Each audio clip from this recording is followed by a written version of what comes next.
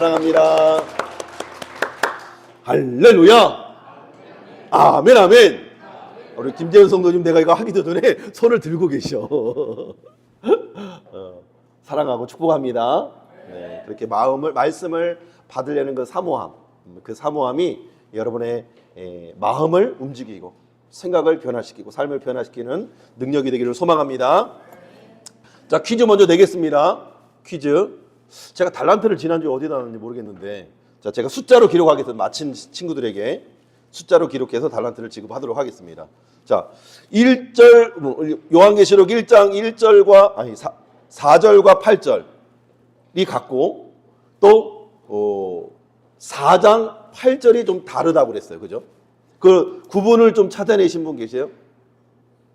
그 구분을, 좀 다른 부분을 찾아내신 분. 없어요? 제가 읽어드릴게요. 1장 4절. 자, 이제도 계시고 전에도 계셨고 장차 오실 이. 자, 이제도 계시고 전에도 계시고 장차 오실 이. 8절 마찬가지. 이거는 같은 거예요. 8절도. 자, 이제도 있고 전에도 있었고 장차 올 전능한 하나님. 자, 이것하고 4장 8절. 4장 8절. 똑같은 것 같은데 달라요. 그걸 발견할 수 있어야 돼요. 자, 거룩하다 거룩하다 거룩하다 주 하나님 곧 전능하신 이여, 전에도 계셨고 이제도 계시고 장차 오실 이시라. 자, 차이를 아는 사람 몰라요? 저는 모르겠어요? 자, 한나 한별이 모르겠어요? 우리 주일학교 모르겠어요? 자, 어른들 중에 아시는 분. 역시 전도사님 다르네요.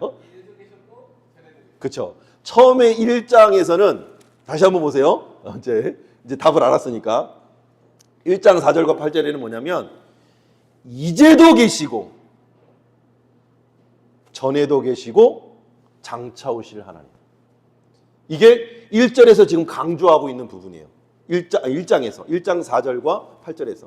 근데 이거는 변형된 본문이에요. 원형은 4장 8절이 원형이에요.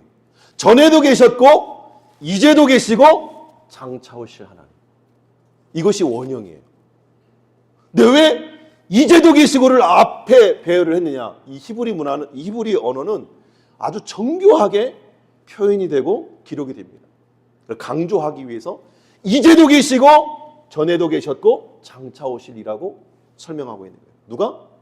예수 그리스도 하나님이. 자, 요한계시록을 오늘부터 좀 살펴보려고 하는데, 원래는 이 교회들에게 주시는 말씀들을 좀 살펴보다가 이 배경을 공부하는데 너무 재밌는 거예요. 배경을 공부하는데 너무 재밌고, 옛날에 신학교 때 배웠는데 그때는 너무 어렵게만 느껴졌던 것 같아요.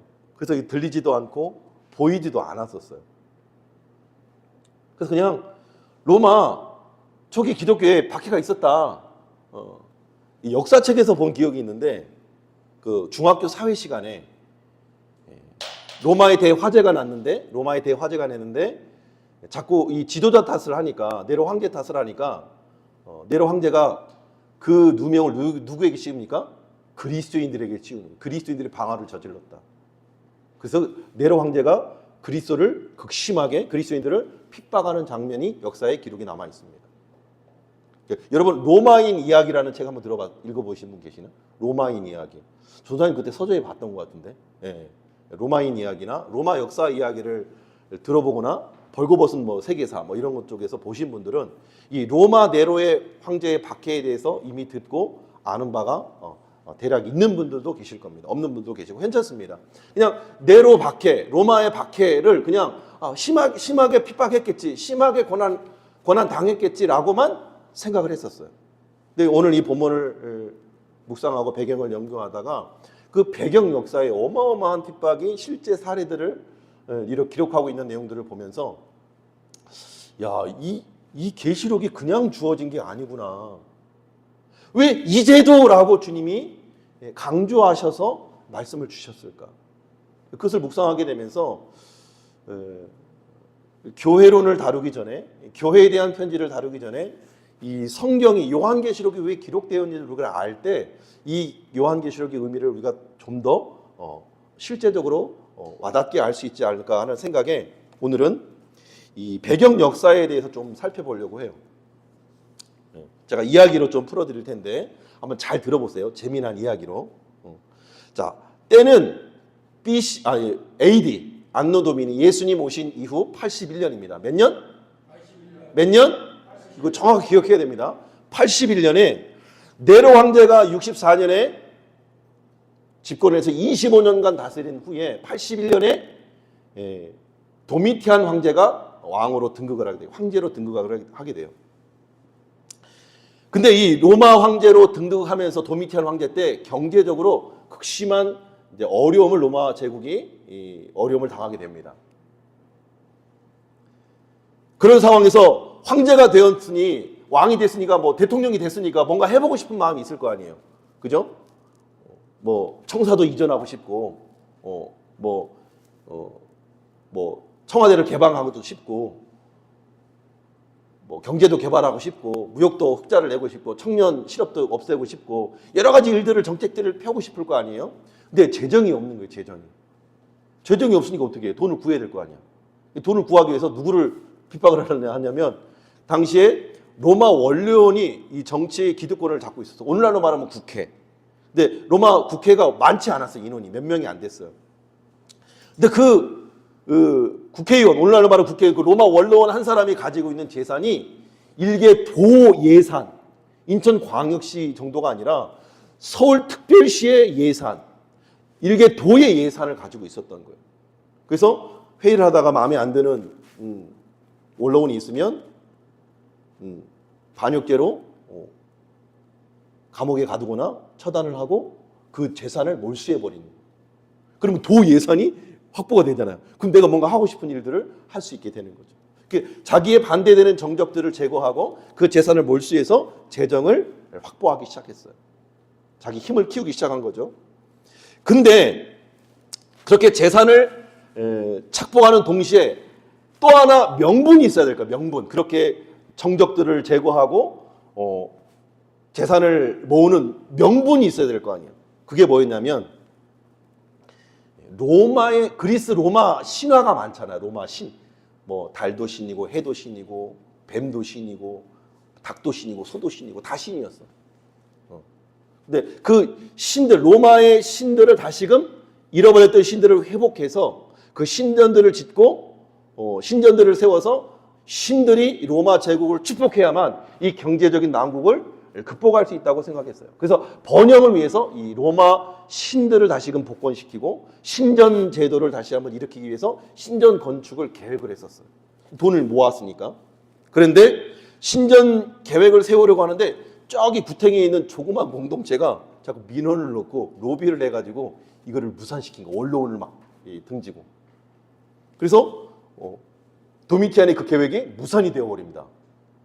그래서 도미티안이 자존심이 상한 거예요. 이게 조그만 공동체 때문에 내 계획이 숲으로 돌아가? 너네 두고 보자. 그런 마음을 갖고 있었던 거죠. 그런데 그 조그만 공동체가 누군 줄 아세요?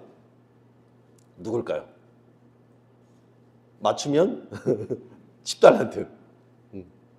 그 조그만 로마 황제가 뭔가 신전들을 세워가지고 나라가 잘 되게 하려고 그러는데 이걸 방해하는 세력이 있어. 조그만 공동체가 있었어. 그 누구 공동체일까요? 예? 교회. 예수 그리스도를 믿는 그리스도인 공동체가 이걸 반대해서 막은 거예요. 그리고 이 도미티안 황제 마음에 너희들 두고 봐. 내가 하는 계획을 막았어? 이러고 이제 품고 있는 거예요. 그렇게 도미티안이 왕이 되고 자기 계획이 무산됐지만 그때부터 힘을 키우기 시작해요. 로마 원로원을 넘어서는 힘을 키우기 시작하는 거예요. 재정도 보고 한 사람 한 사람 정덕들을 제거하면서 힘을 키워나가기 시작한 거예요. 그래서 원로원이든 군대든 자기 사람을 만드는 거예요. 왜? 정적들을 다 처단하니까 누구 편에 붙어야 돼? 왕 편에 붙어야 돼. 그죠? 그래서 자기의 힘들을 계속 키워내기 시작하는 거예요. 그리고 10년이 지날 쯤, 약 역사적으로 정확한 연대는 기록되어 있지 않지만 약 90년에서 92년으로 보는 거예요. 아까 도미티안의 황제가 언제 됐다고요? 81년. 81년에 황제가 됐는데 90년에서 92년. 91년은 몇 년째예요? 10년째가 되는 거죠. 10년 동안 세력을 키우고 확장시켜 나간 거예요. 그리고 다시금 저 한켠에 미뤄두었던 신전 세우기 프로젝트를 꺼내 들어서 전 국민에게 선포를 하는 거예요. 이제는 신전을 세울 때가 됐다. 이제 로마 제국이 팍스 로마 제국으로 다시 한번 거듭날 때가 됐다. 그러면서 선포를 하고 신전 건축 사업 프로젝트를 다시 한번 시작하게 되어집니다. 그리고 그런데 이 그리스 로마 신들을 복권시키면서 이때 한 가지를 플러스해서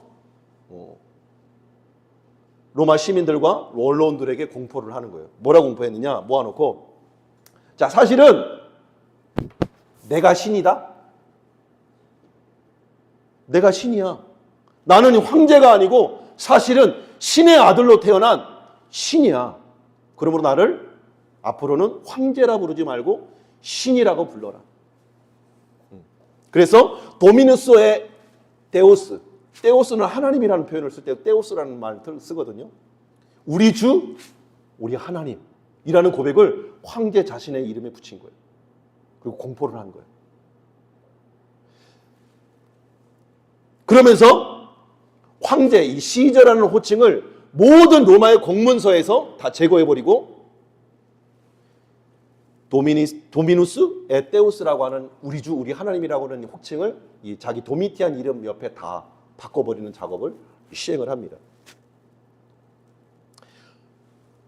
우리 주, 우리 하나님은 그리스도인들에게 누가 우리 주, 우리 하나님이에요? 하나님만, 예수 그리스도만 우리 주, 우리 하나님이에요. 근데 지금 황제를 우리 주, 우리 하나님으로 고백하게 하는 거예요.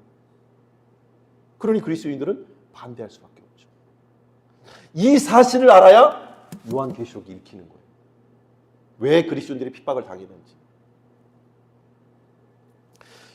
자, 이제부터 공포를 했으니까 도미티안을 황제라고 부르면 이제는 죽는 거예요. 황제라고 부르면, 시저라고 부르면 그냥 사형인 거예요. 왜? 신을 사람이라고 부르니까 불경죄로 처단을 하는 거예요. 얼마 전에 제가 북한 방송을 봤는데 북한 방송에서 김정은이 회의를 주도하고 있는데 여기 배후에서 나이 많은 지긋한 간부가 꼭꼭 졸고 해요. 어떻게 된 줄 아세요? 바로 사형당했어요. 총살인가? 총살인가? 본인뿐만 아니라 그 일가족을 다. 회의 시간에 졸았다고. 불경죄라고. 지금 21세기를 사는 현대에 이런 어마어마한 일이 일어났는데, 그죠? 2000년 전 로마 땅에서 황제를 신이라고 말해도 믿을 만큼 어마어마한 권력의 권자를 지녔던 로마 황제 도미티안 황제.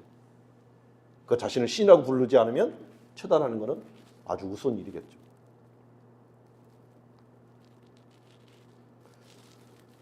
이처럼 자신을 이제는 황제가 아닌 우리 주, 우리 하나님이야 라고 로마의 공식적인 문서에서 다 바꾸어 버리고 이제 도미티안을 만나려면, 아련하려면 우리 주, 우리 하나님 도미티안이시여 라고 엎드려 절을 하고 인사를 하고 왕을 볼 수 있었던 거예요.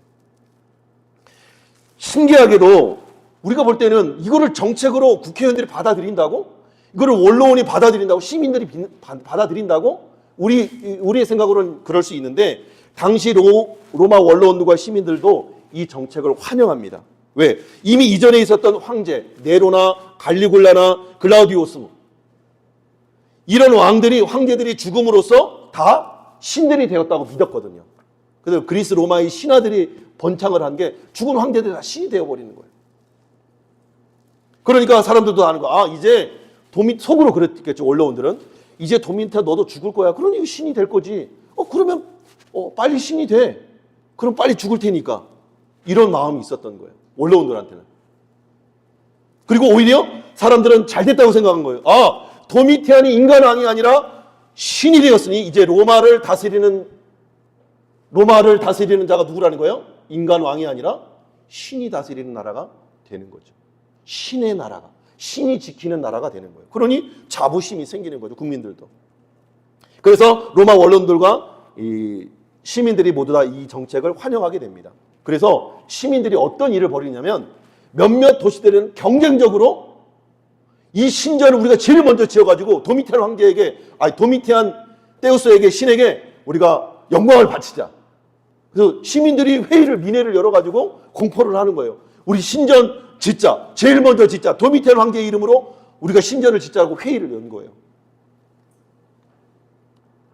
그 대표적인 도시가 2장의 편지에 나오는 서머나 버가모 도시인 거예요. 그 시민들이 로마 황제를 위해서 신전을 짓자고 민회를 열어서 결정한 도시가 버가모 서머나예요. 앞으로 교회가 세워질 지역의 이름에 신전을 세우겠다고 로마 황제를 신이라고 추앙하는 일들이 국민들 사이에 벌어지고 있는 거예요. 그런데 문제는 아까 그 조그만 공동체 문제는 이것을 반대하는 사람들이 생겼다는 거예요. 아니야, 도미티안은 인간이지 신이 아니야. 신이 아닌데 인간을 왜 신이라고 해? 신은 참 하나님 신, 우리 하나님과 그 아들 예수 그리스도만이 주요 참 신이요 참 하나님이야.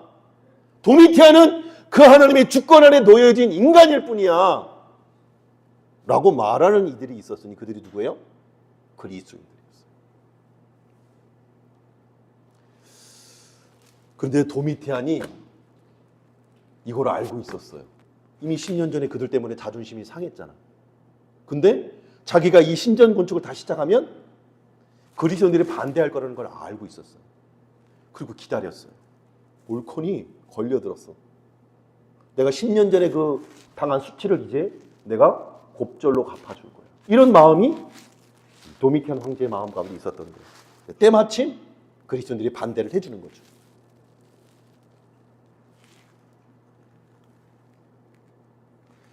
그래서 그것을 명분 삼아서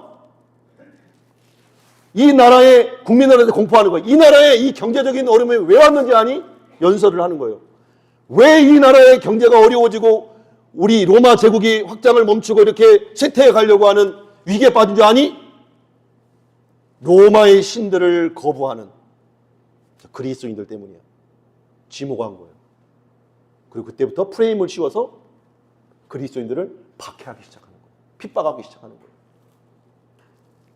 그것이 바로 90년, 92년부터 시작되어 있는, 정확한 날짜는 기록되어 있지만 90년에 92년경이라고 이제 기록에는 남아 있는 거예요.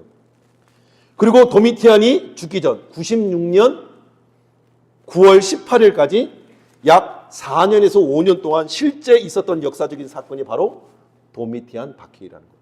여러분 핸드폰 보고 있는 사람들 한번 검색해 보세요. 네이버, 구글에 도미티안 박해. 그러면 지금 목사님이 지금 이야기한 내용이 역사의 기록으로 다 나옵니다. 구글, 네이버, 위키백과에 다 나와 있습니다. 여러분 집에 가서 꼭 한번 검색해서 읽어보세요. 도미티안 박해. 그런데 이 도미티안 박해가 더 심했던 이유가 있어요.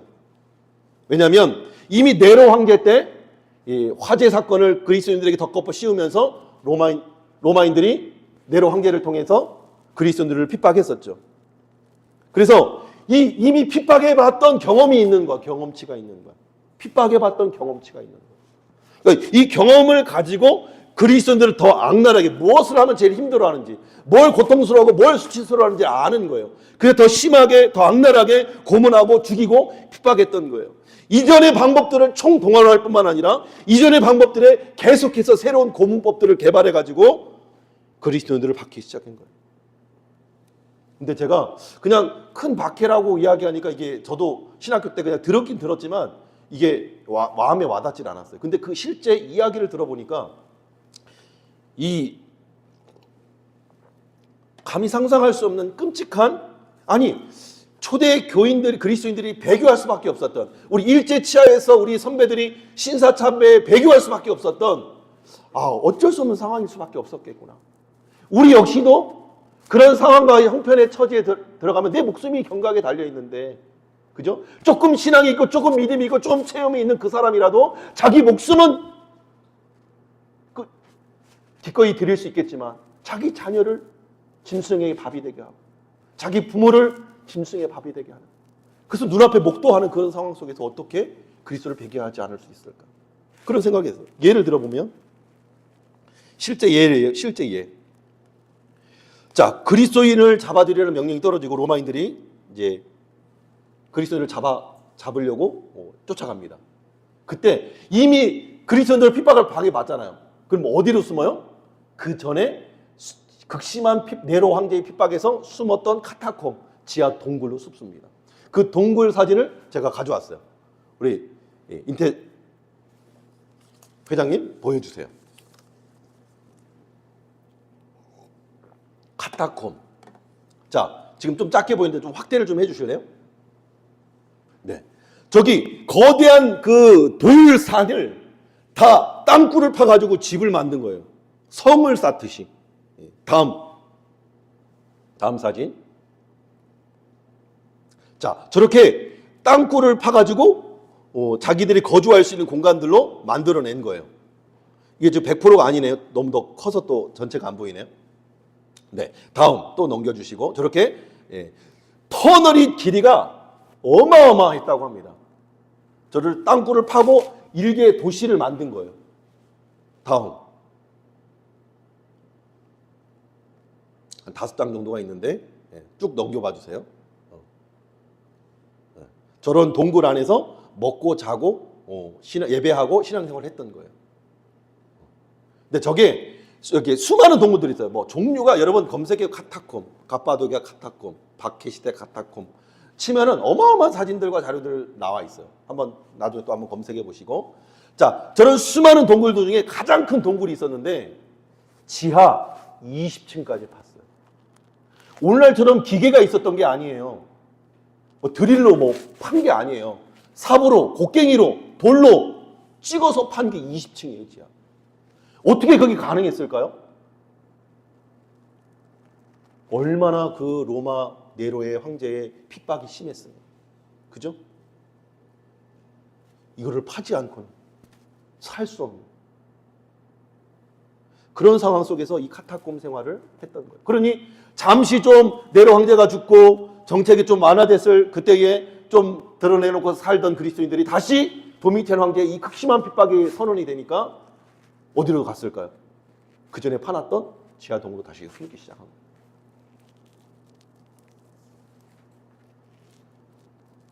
그런데 이 카타콤으로 로마 군인들이 갔을까요? 안 갔을까요? 갔겠죠. 갔는데 로마 군인들도 감이 너무 길고 미로같이 생겼으니까 두려워서 못 들어가는 거야. 왜? 들어오면 가둬놓고 죽여버리니까. 무섭잖아요, 로마 군인도. 그죠? 밖에 나와 있으면 자기가 싸울 수 있겠지만 들어가면 잡아 죽이는 거야.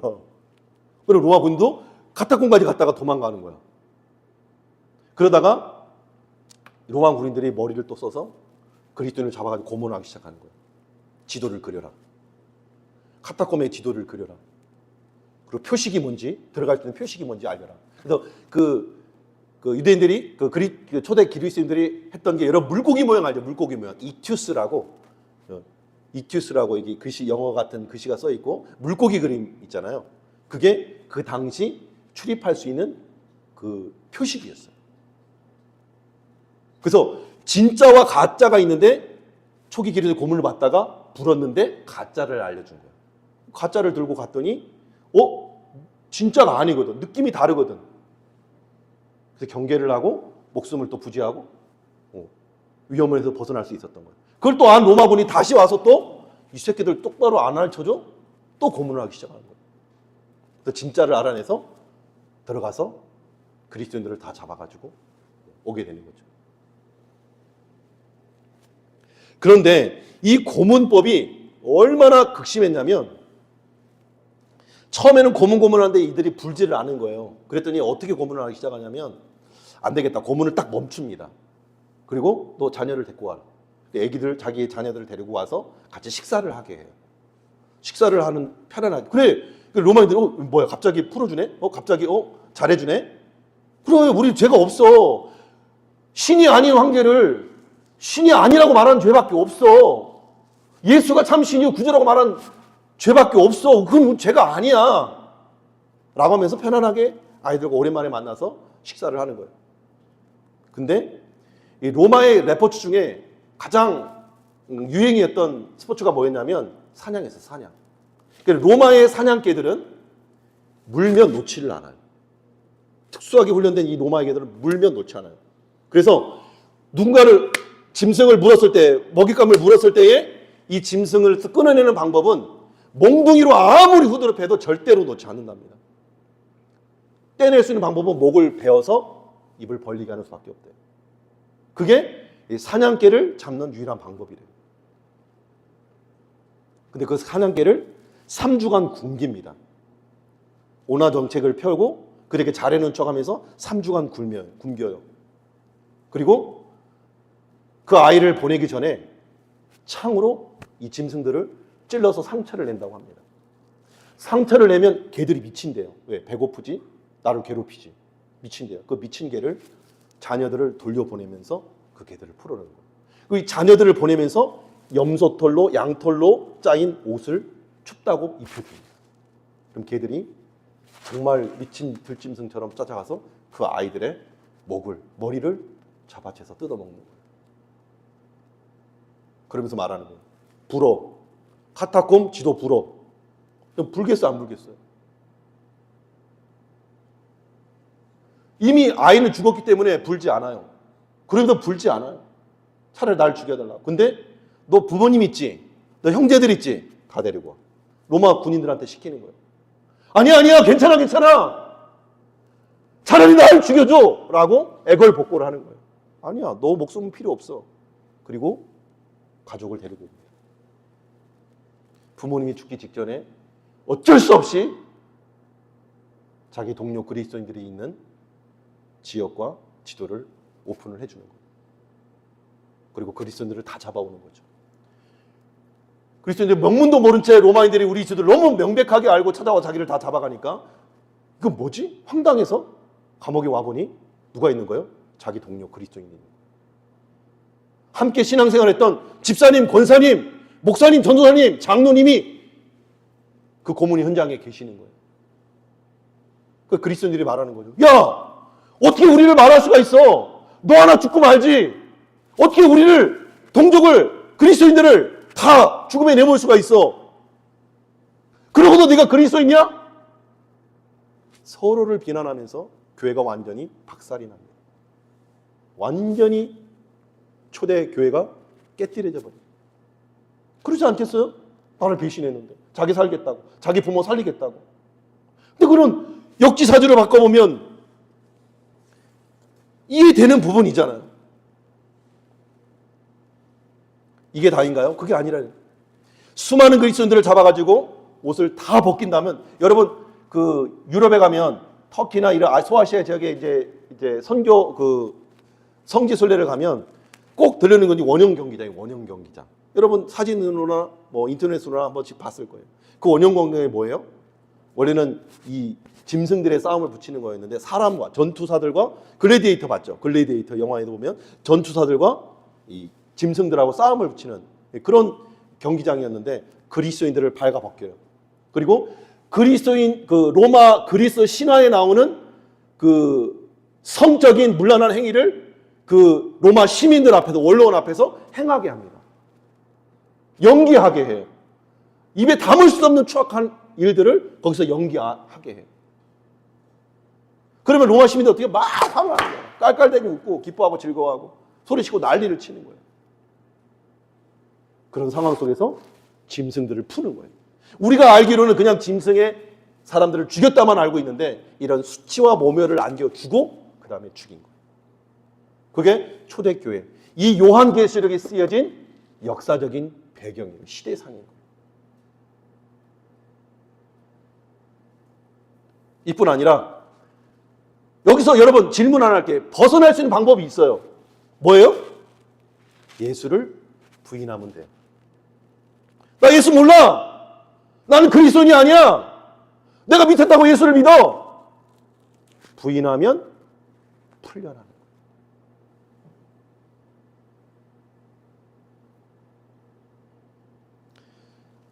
피할 수 있는 박해였어요. 기록에 의하면 그런데 수많은 사람들이 배교했다고 나와 있어요. 나 예수 몰라 미쳤냐? 내가 예수 때문에 죽는 게 말이 되냐? 예수가 뭔데 내 자녀를 맹수의 밥이 되게 하냐? 그건 말도 안 되지. 그건 예수의 사랑이 아니야. 그건 예수에게 미친 부모라 할 짓이지 난 아니야. 도미티안 왕인데 실세인데 권력인데 힘인데 신이나 다름없지. 신이나 다름없는 왕을 신이라고 해서 뭐가 죄야. 도미티안과 그리스 로마의 신들이 우리를 축복해줘야 우리가 잘 살 수 있대잖아. 이 한마디만 하면 살 수 있는 거예요. 그래서 이 수많은 그리스도인들이 이 위협 앞에서 배교할 수밖에 없었던 거죠. 그런데 우리나라도 있잖아요. 일제치하에서 일어난 이 신사참배와 같이 예수님을 믿고 그분을 우리의 구원주로 믿지만 고문을 당할 자신이 없고 내 자식 죽는 걸 볼 자신이 없고 내 부모를 죽는데 내어줄 수가 없어서 어쩔 수 없이 배교한 사람이 있다고 기록에 남아있는 거예요. 이해되죠? 충분히 이해되고도 남죠. 우리는 역사책으로 이야기로만 들어도 심각한데 여러분 한번 동일시해 볼까요? 여러분이 교회를 다녀요. 여러분 교회 다니는데 여러분 가족 중에 나만 다녀요. 나만. 부모님은 안 다녀. 학교를 다니는데 친구들은 다 안 다녀. 나만 교회 다니는 거야. 누구나 내가 교회 다니는 걸 다 알려도 뭐 아등 문제가 될 게 없어. 다 알아도. 근데 어느 날 갑자기 서서히가 아니라 갑자기 도미티안 황제가 왕으로 등극해서 오늘날로 말하면 계엄을 선포해버리는 거예요. 그 총칼로 예수 믿음 다 죽여버리는 거예요. 그런데 그 소문이 점점점 오더니 우리 옆 동네 주안동에 왔대. 계엄군이 여기 주안동에 왔대. 다음 만수동 지나서 그 다음에 우리 부월동으로 온대. 그럼 부모님이 안 믿는 부모님이 말할 거 아니에요. 야, 지금 계엄군이 여기까지 왔단다. 예수 믿으면 죽인다고 하는데 너 한 번만 부인해라. 너가 지금 죽어서 이 교회가 끊어지느니 지금 한 번 배교하고 살아서 다음 세대에게 복음 전해주는 것이 그게 또 하나님의 뜻일 수 있지 않냐. 그런 얘기를 하고 있는 찰나에 문이 팍 열리는 거예요. 문이. 로마 군이 들이닥친 거예요. 계엄군이 들이닥친 거예요. 그 옆에 누가 있어요? 내 친구가 있어. 내 직장 동료가 있어. 이웃 동네 주민이 있어. 고발한 거예요. 왜? 내가 예수 믿는 걸 다 알고 있으니까. 그때 묻는 거죠. 너 예수 믿어 안 믿어? 너 교회 다녀 안 다녀? 라고 물으면 여러분 뭐라고 대답하실 거예요? 아닙니다. 그렇지. 솔직한 고백이지. 솔직한 고백이에요. 아닙니다라고 해요. 이렇게 즉시로 말하면 사는 거예요. 근데 머뭇거리면 너 예수 믿는구나 잡아가는 거예요. 근데 이 배교한 그리스도인을 로마인들이 가만두지 않습니다. 잡아가서 가만두지 않습니다. 그 원형 경기장 앞에 맨 앞자리 누가 차지하느냐? 배교한 그리스도인들이 맨 앞자리를 차지해요. 어제 나와 함께 신앙생활은 권사님, 집사님, 안수집사님, 장로님, 목사님, 전도사님이 깨할딱 벗겨서 수치와 모멸을 당하고 연기를 하고 맹수에게 잡아먹히는 장면을 배교한 그리스도인들이 보는 거예요. 그 배교한 그리스도의 심정이 어땠을까요? 수치스러웠겠죠. 차라리 나도 저기 있을 걸. 나도 다 저기서 죽을 걸. 그게 덜 부끄럽지 않나 하나님과 사람 앞에 라고 외치지 않았을까요? 거기서 눈물을 흘리거나 슬픈 기색을 보이면 그 자리에서 그 배교인들을 똑같이 할딱 벗겨서 그 앞에 짐승들의 밥이 되게 하는 거예요. 그럼 살려면 어떻게 해야 돼? 집사님, 권사님, 목사님, 전도사님 죽을 때 박수치며 기뻐해야 돼. 아이고 잘했다. 아이고 재밌다. 말이 안 되는 거예요. 이런 것이 요한계시록의 기록된 그 당시의 도미티안 박해의 실상이라는 거예요.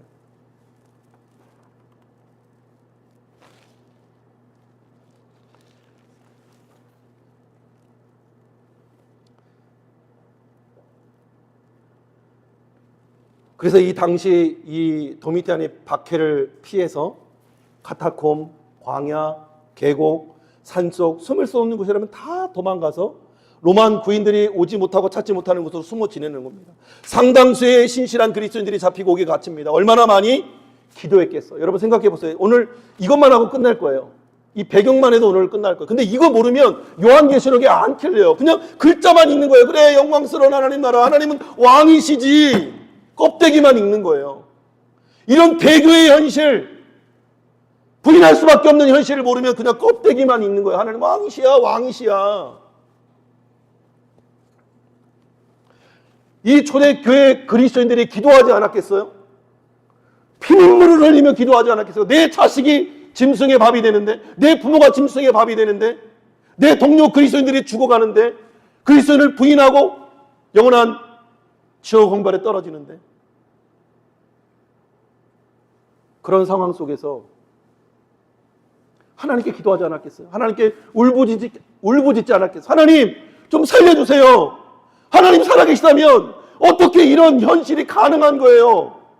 하나님 죽은 거 아니에요. 하나님 침묵하시지 마세요. 좀 내 기도 좀 들어주세요 라고 기도하지 않았겠어요? 여러분 신앙생활 오래 한 분들은 알 거예요. 언제가 신앙의 회의가 오고 언제 신앙의 딜레마가 옵니까? 오래 기도했는데 응답되지 않을 때, 그죠? 오래오래 하나님 앞에 기도했는데 질병의 문제를 놓고 기도했는데 응답되지 않을 때, 내 자녀의 문제, 내 부모님과의 관계의 문제, 오래오래 기도했는데 응답되지 않는 거예요. 그러니 하나님 살아계신가? 정말 하나님 나의 기도를 듣고 계시는가? 질병이 고통이 아니에요. 관계 어려움이 고통이 아니에요. 문제가, 상황이 고통이 아니더라고요. 무엇이 문제예요? 하나님의 침묵이 가장 큰 고통이요, 가장 큰 어려움이더라고요. 근데 그런 상황 속에서 지도자, 올라노 바른 목사님이 잡혀간 거예요. 도미텐 황제에게. 그리고 섬으로 유배당한 거예요. 제주도로 유배당한 거예요. 그 주인공이 누구예요? 사도 요한이에요. 사도 요한.